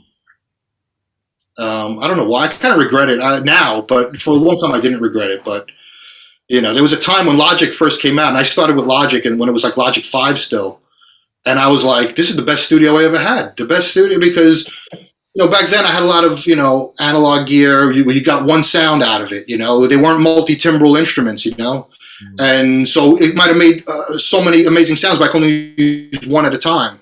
So then I had another synth, and you felt limited. And then when I started using Logic, it was like you could save everything. You know, I used to have to work on a track, and it's like, well, I want to do the next track, but I didn't finish this one, so let me just get this thing finished. You know, just so I could clean everything. You know, wipe the slate clean and start doing everything over again. And you know, I like now that I could save everything. So Logic is still your go-to DAW? Well, I still use it now, but I think I jumped the gun because when Logic 5 first came out, I was so impressed by it that I was like started giving all my shit away. I was like, I'm never going to need this again. Right. After a few years, I got so bored with Logic. I was like, I wish I would have kind of held on to my shit a little. I'd like to go back to doing it that way. But so what are you using these days for mixing, especially for mixing? You still like to mix, right? That you don't lose this. Yeah, no, I have a desk that I mix on, but it's still internally coming out of Logic. I'm just moving sliders, but I mix in like I don't run everything out of outputs into a mixer like I used to.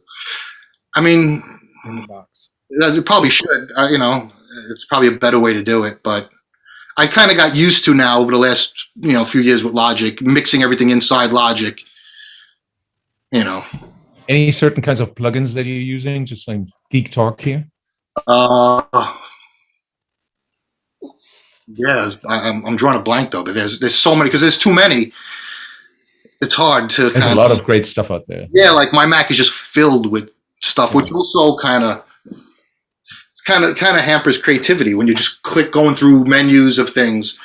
And, it's not like the gear because you're not seeing the gear till you click on it and it opens up. Yeah. But when you're looking around your room, you already know, I'm going to use that, I'm going to use that, I'm going to use that. Okay, But there's been quite a revival of hardware in the last, I don't know how many years now, where people are starting to release so many synthesizers. Do you still feel more comfortable working in the box, like in a computer, or do you have interest in like buying synths and hardware stuff again? I do, but I mean, I'm used to working in the box now, because I've been doing it for so many years, but in the 90s, in the late 80s, working in the studio, I love that too. Yeah. But I feel like I'd be awkward a little bit getting used to that way of working again. Sure. But yeah, I miss it. I had so much cool gear. I had like the Waldorf Wave, the big Wave with the flip up screen. Oh, that thing was incredible. Yeah, I used that on like the Warp stuff that I did. I had Lock 2600. All the real gear. A lot of that stuff was all wired for MIDI. I used to take it to this place. This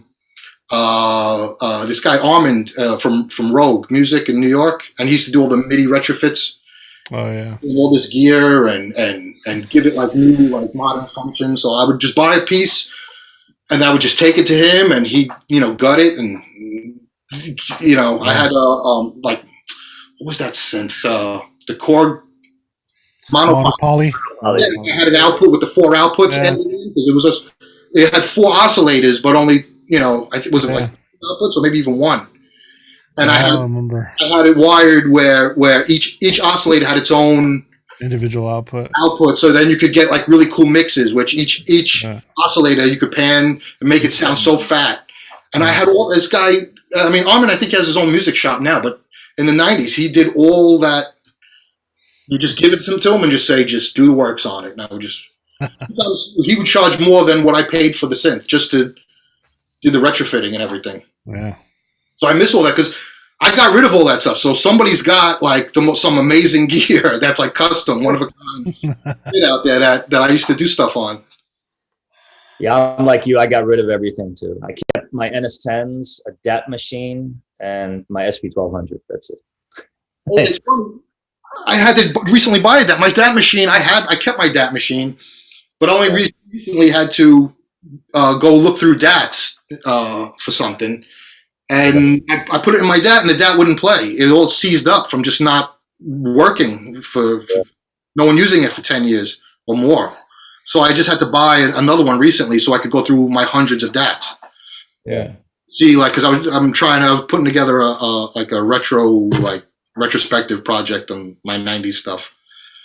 And I had to find all my old music again and I was bad with labeling things. I didn't label anything. I would just fill up a DAT, track 1, track 2, and give everything names later on. So going back trying to find that stuff, I had to just listen to hundreds of DATs. Yeah, for the younger viewers amongst our viewers here, that DAT tapes in the middle of the 90s till about like probably beginning of the 2000s was the only way, in a way, to record your music, right? And before that, I have reels. I have boxes of reel-to-reels. Right. Oh, I have a reel-to-reel player. And I have 3 big boxes filled with like, each one's got like 100 tapes in it. I don't even know what's on those tapes. I have no idea. So what's energy flash? You gotta dump tape, the- That was a reel-to-reel. Oh wow! What size was it? 1/4-inch tape or? I used to always record everything on the 1/4-inch tapes, the 10-inch ones, but then So that's why it sounds so good as well, then, right? yeah, we dub it onto a 1/4-inch 7-inch reel. Wow. Man, you should hand those tapes over to somebody and have them dump them soon because they start to stick together if you don't get them baked, and then they get ruined. Yeah, I mean, back them up. I got to get a reel-to-reel to find. I just recently got a DAT machine, that little one. Where's that thing? It's over here somewhere. Anybody in New York watching has a reel-to-reel for Joey? Good one. You want to play the 10-inch reels? And do you have like I've got one, but it's in the West Coast. Do you have a lot of unreleased music on DAT?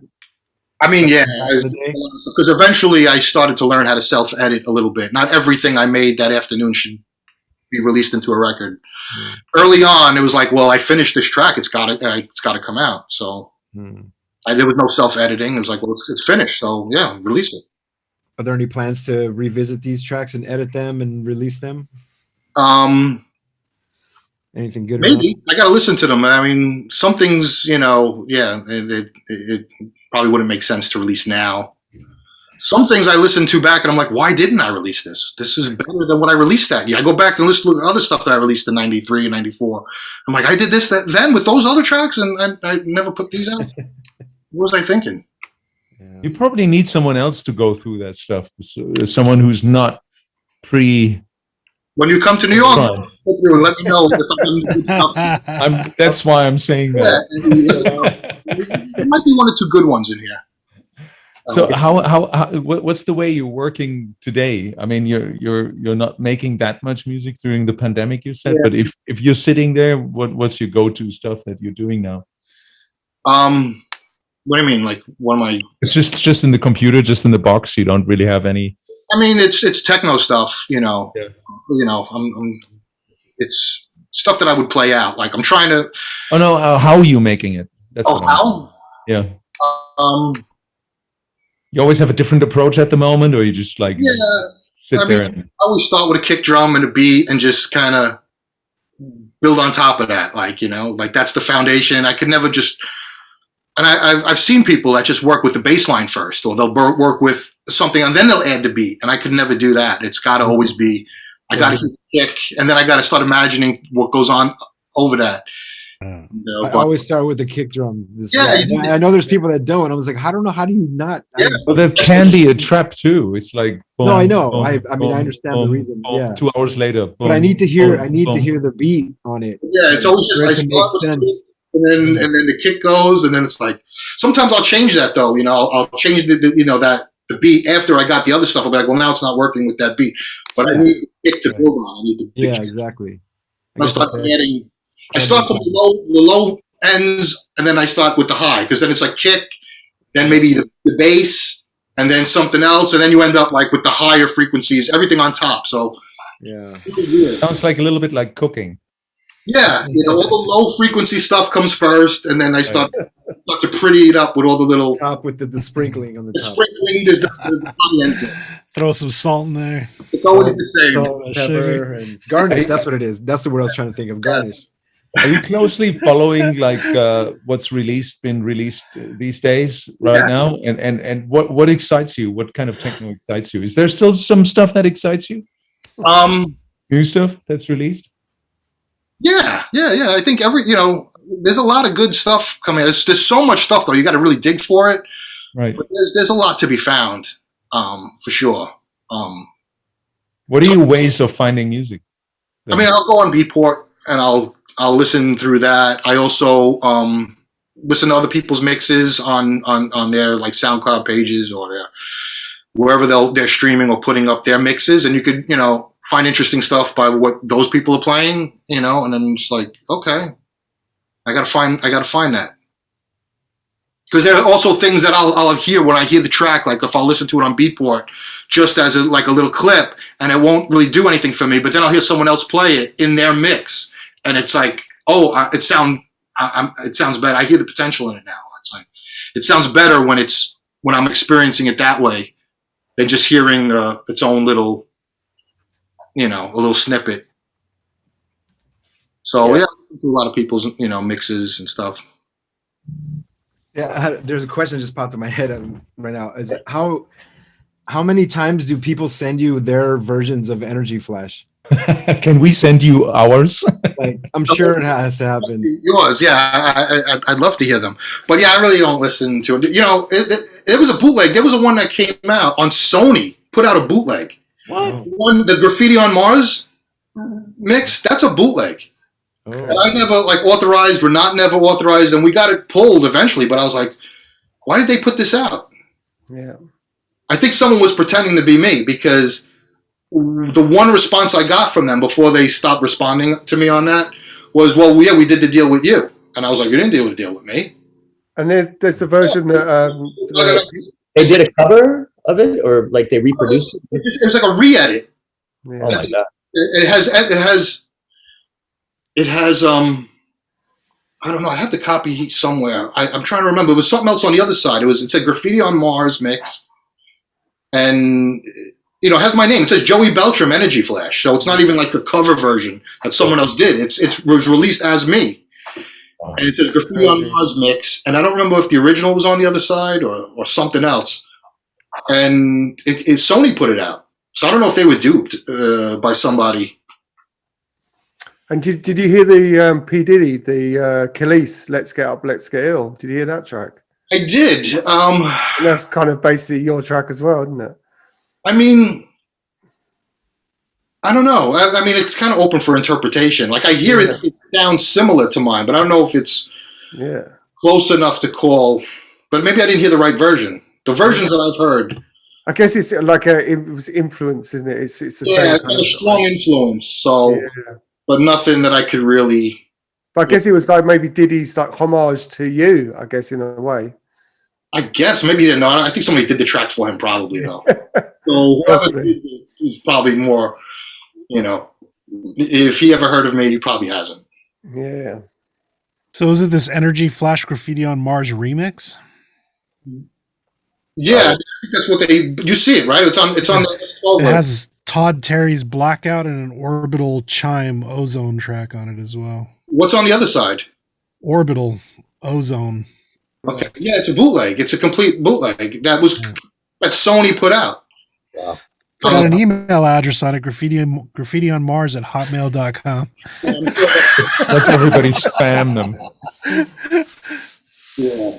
So, I mean, I did other business with Sony, so I kind of just like, you know, they deleted it from whatever, so, and it's all under the bridge. But did you ever get like big labels like Sony or others that wanted you to like remix like pop acts or anything like that? yeah, I did some. You did? Yeah. They weren't that good, but not moments I'm like really, you know, I'm gonna sit here and you know. Yeah. Great. I did them early on when I was young, you know, because there was a point where I really thought I was supposed to do that, because everyone else that I kind of was trying to kind of emulate career-wise, like I watched their career trajectory. You know, I was looking at like guys like Kenny Dope and Little Louie, and those guys, they started out doing their thing, and then by 90, 91, they were doing the big major label remixes. So I thought I'm supposed to do that too. I thought that's was the point of it. So I was like, okay, because I got offered to do those and I did them, but I wasn't really good at interpreting pop songs and making them into underground hits. It kind of didn't work for me. But when a label approaches you like that, is that what they ask for? They're like, do they say like, give us an underground record or a version of this, or what do they say? Just do your thing. Ask for the impossible, because they want that, but they also want it to be commercially successful on their level, because they're you know, you're dealing with Sony, or in those days, those guys, it was a failure if it sold anything less than 100,000 copies. It was a waste of money. That's great. So it's like almost a contradiction. Yeah, make it, you know, work in the clubs, but yeah, we want to, you know, play on the radio. And it's like, well, okay, that's an easy task. Yeah, no problem. I'll do that. No, you know. So they'd basically just ask for the club mix. Yeah. It's got to work in the clubs, and you've got to play it on the radio. I think. You would Ali, have- you know that too, right? Yeah. Back then, there was always double packs and triple packs. So you would turn in like, you know, like Masters of Work did, like, you know, 2 or 3 dubs plus, you know, something to make the label happy, like the main vocal version, whatever, club mix, radio mix. I hated all that shit. I had to do all that too. I feel like it was a little harder, you know, to make them like for what they expected from me, because if they just wanted like a house mix, they would have just asked Louis and Kenny to do it. But for me, they were like, oh, we want something that's going to be played at these, you know, rave festival, you know, in the 90s, when it was like all that those typical 90s rave records and stuff. And I was like, yeah, I don't know if anyone's going to play it, even with my mix, you know, because they're anti what you're about, you know, they're not buying Sony or, you know, records on those major labels. Wow. I don't know why I picture like just these like suits from the labels back then going to raves and going like, yeah, we need to get into this. We need to bring this into our label, because this is what the young kids are listening to. I mean, it wasn't solely rave though. I mean, I remember in the 90s, tons of mainstream clubs in Hollywood that would just spend the entire night doing nothing but dance floor music of top 40 pop songs. Yeah. You know, I mean, that market existed and it was huge. All you would hear all night is just Madonna remixes and, you know, so on. So there was certainly a market for it. And you'd even hear it on mainstream radio, like Power 106 or anything like that. Yeah. I mean, I did it for like a year or two, and then I got bored of it. And then I realized I didn't really need to do it. And that I should stop following the career blueprints of others before me and just kind of make my own. And so then I stopped doing those. And, you know, eventually they stopped asking anyway. And that was in the 90s still? That was in the early 90s. I mean, that was probably from like 90 to 91. No, 90 to like 93 when I was doing like some major label remixes. I mean, we talked a lot about the 90s, but how did you experience like the 2000s, the mid 2000s, with a big minimal movement coming in and stuff? Well, you know, I kind was of that time for you like that? I kind of tapped out a little bit. You know, by the time like the early 2000s came around, I was like on like almost like semi-retirement mode, like a half schedule of what I did in the 90s. You know, I was like, I cut my schedule in half, just do a few parties, release some stuff. Remember, I was doing that STX label for a while, which was a different sound. I didn't want to do like just straight techno anymore. I started like kind of disco stuff. Using like house, disco elements in with the heavy techno. It was still like, you know, mid 130 BPM, fast tempo, but I was like sampling like loops and little disco samples, and because I started listening to different music. I was listening to like Armin van Helden and Bad Boy Bill, and labels like Subliminal and stuff like that. And I was like trying to make techno interpretations of that sound somewhat, just kind of out of boredom. I was just like trying to merge different elements from different worlds, and just kind of it made it fun for me to do things like that in the studio at that time, just to kind of especially because a lot of people were doing the minimal thing, and I was like, well, I could do minimal, and I'll just be another one of those minimal producers that doing that techno at that time, or I could just kind of I didn't really need to do anything to be successful anymore at that point. I already had success, so I could put a record out. If it didn't sell, I didn't really care. I was just like, what's entertaining for me in the studio? That was my motivation, just to entertain myself. And I would just release things, just to release them, if anybody. Yeah, of course. Was that a phase where you maybe felt like, okay, that's it now, that's the techno time is over, and then boom, 2010s came around, and I tapped out for a little while, like, and after like 2004 or 5, I think my production slowed way down, and until I moved to Berlin around that time. And even then, when I was in Berlin, I didn't really produce all that much because I was in an apartment, and I was a dad and trying to do dad things, and living in a new place with my young daughter, and trying to do family stuff. And so almost like I lived in Berlin, I was gigging, but I wasn't really outputting a lot of stuff. And then I came back here, and then I got divorced, and so that freed up a lot of time now. So yeah. Did you enjoy collaborating with some of those artists in the 90s? And is collaboration for you something that you're going to do more of, like maybe now? I mean, I haven't really collabed all that much. It's easier now because in the 90s you had to be, you and the person had to work side by side in the studio. Now we could just send ideas to each other and work that way, and so it's easier, and it opens a lot more logistically to kind of make collabs happen. Whereas back then it was hard to get two people, to kind of be in the same city at the same time and have access to somebody's studio. It was difficult. I collabed with Richie early on. Me and Richie did some stuff for +8 early on, and he's the guy who actually, I'll credit him with showing me how to use the 303 that I had that was sitting in my studio. I didn't know how to use it. I've used it on records without knowing how to use it, because if you just turn it on, the 303's got patterns in there, and you can just tune them to like get them in tune with what you're doing. But I didn't know how to program it, so I couldn't do any real interesting acid tracks in the early 90s. Well, no, I think it was like 1991 where I was talking to him, and he was like, yeah, I know how to use that thing. I was like, you know how to program that thing? Yeah, no, I know how to actually make. I was like, you could say something in your head, and you could get it to do that. That line that you're thinking of, not just some random shit. He was like, no, absolutely. And then he showed me. He was like, yeah, and I was like, all right, whoa, okay, show me that. And I learned it. He showed me everything. He like walked me through every little step of that thing, and I was like, I know how to use this thing now. Wow. It's a funny machine to program. Definitely. Not easy. Windsor, his studio in Windsor, that he showed you this, or was it his studio in Windsor that he was showing you how to use it, or?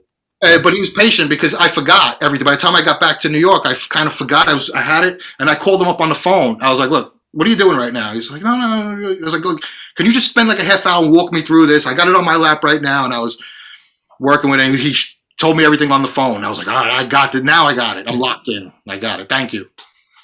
I wonder how much that long distance phone call costed. I don't know. It was well worth it. I think I released my first acid track that I made myself. It was worth it. Oh yeah, that's amazing. Well, 303s are always a pain in the ass to program. Yeah. Yeah. Like I mean, we had Pierre and when he was talking about how, everyone just turned the 303 on and they didn't touch the knobs like before they figured out what acid was, it was just the bass line that was playing until someone started recording with the knobs turning, and I was like, oh, wait a minute, this is interesting. Yeah. That kind of cool story. I mean, that's what I was doing before Richie showed me how to use it. I was just, because if you just turned it on, there's bass lines in the machine. I don't know if they came with bass lines in it or the guy who owned it before me made those, but they were in there. But I didn't program them, so it wasn't that much fun. I wanted the ones that I was hearing in my head. I wanted to use those lines in that machine. So, Richie was the one who kind of helped make that happen. But, funny thing about Pierre, because I saw a little bit of you guys' show with him. I was there in New Groove. When he moved to New York, he came to New Groove to shop some demos, and I happened to be sitting there. But he was talking to Frank. I'm just a young kid, an artist on the label, so it would have been out of place for me to kind of intervene on anything. But he came in, and him and Frank went off to the little storage room where Frank used to keep all the records, and they were talking. And Frank was like, "Yeah, no, I'm not feeling it." And afterwards, but he didn't know who he was. And afterwards, I was like, "You didn't sign those tracks?" And because I was listening from the other room, and he was like, "Yeah, no, I passed on him." I was like, "That's fucking guy's a legend. That's."